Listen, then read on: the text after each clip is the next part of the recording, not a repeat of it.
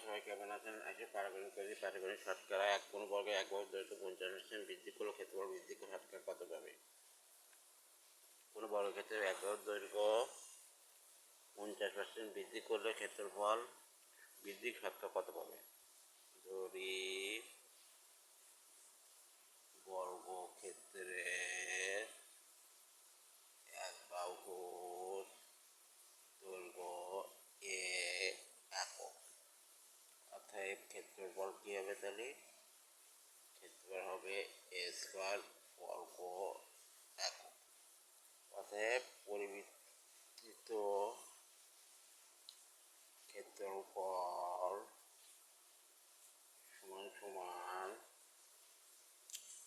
A plus 50 a by 100 square. তাহলে 2 3 a square 9 a square by 4 বর্গ একক। অতএব ক্ষেত্রফল বৃদ্ধি সমান সমান 9 a square 4 minus a square বর্গ একক। অতএব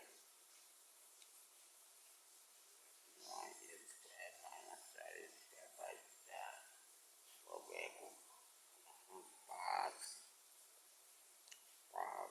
এ স্কয়ার বাই 4 বর্গ একক। এ স্কয়ার ক্ষেত্রফলের